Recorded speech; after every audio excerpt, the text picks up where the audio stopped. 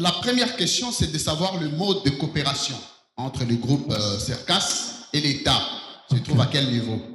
Et le financement. Parce qu'en principe, c'est l'État qui devrait donner des moyens à de telles organisations. Je ne sais pas chacun de nous a mis combien, mais si on avait mis un peu de moyens ici, ça pouvait nous aider parce que chacun de nous est bénéficiaire de ces idées, de ces innovations. La troisième question et la dernière, est-ce qu'après cette conférence, il ne sera pas souhaitable de formuler des recommandations en termes de notes techniques à déposer au ministre des tutelles? Il va lire. Ça pourra l'aider parce qu'il peut avoir des conseillers qui ne vont pas l'aider à réfléchir, mais ces notes techniques peuvent l'aider à soumettre au Conseil des ministres pour que des décisions soient prises en termes d'organisation et que le gouvernement puisse s'appuyer sur la question pour que dans 2-3 mois, nous puissions être bénéficiaires matériellement de ces idées que je trouve très riches. Je vous remercie.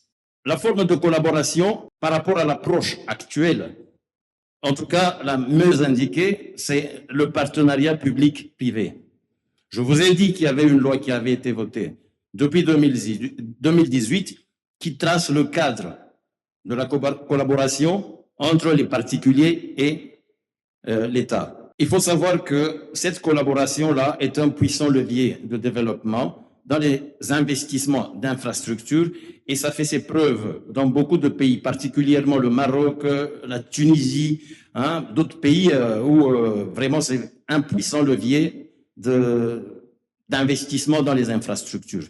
Donc, la forme de collaboration qui est la meilleure par rapport au projet soumis par le groupe Uniplac ou avec comme leader Immo Cercas, c'est le partenariat public-privé. Donc, dans le partenariat public-privé, il y a des variables.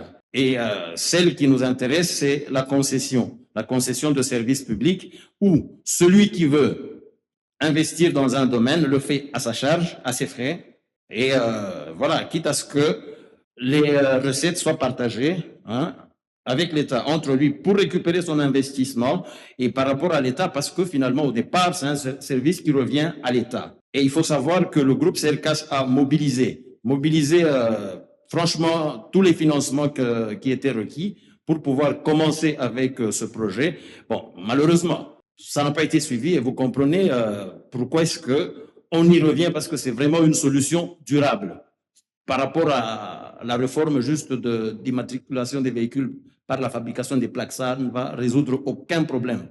Et par rapport aux recommandations, écoutez, chaque fois que dans notre processus, depuis le départ, nous nous sommes trouvés devant un obstacle lié au non-respect des dispositions légales, nous avons écrit pour dire qu'il faut rentrer dans ce que la loi dit. Et au final, bon, nous n'avons pas été tendres. Nous avons finalement dénoncé cette situation au niveau de l'autorité contractante. Nous avons mis en copie les plus hautes autorités du pays.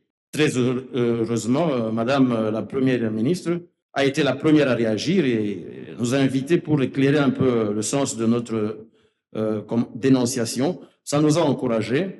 Nous avons été invités au ministère des Finances et nous avons soumis nos préoccupations. Aujourd'hui, nous attendons, parce que c'était une réunion de prise de contact avec les nouvelles autorités. Nous attendons qu'ils nous invitent pour que nous puissions finalement expliquer. Peut-être que le projet n'avait pas été bien compris. Peut-être expliquer le sens de cette démarche-là. Et voilà, c'est ça. Donc, nous travaillons sur tous les angles. Si vous regardez l'exemple d'autres pays, la plupart des pays occidentaux, vous allez voir que le mode de collaboration entre l'État et les citoyens, c'est le partenariat public-privé. Et c'est ça qui a contribué au développement de ce pays-là. Ça a un double avantage parce que ça favorise tout d'abord l'entrepreneuriat local. Donc, lorsque vous voyez un citoyen congolais qui veut commencer une activité pour le développement de son pays, c'est quelque chose que l'État doit encourager. Et je peux dire que si nous nous trouvons aujourd'hui, là où on est à ce jour ici, si nous sommes en train de parler de ceci, c'est justement pour faire voir, éduquer la population que nous avons aujourd'hui un chef de l'État qui veut voir une nouvelle classe moyenne émerger, et ce sont des initiatives pareilles qu'il va falloir encourager. Et le groupe vient avec tous les moyens financiers pour financer le projet. Donc, ce sont des efforts pour créer et favoriser l'emploi local. Si aujourd'hui le chef de l'État ou le nouveau gouvernement veut avoir 6 millions d'emplois comme ambition, c'est parmi ces initiatives qu'il va falloir encourager.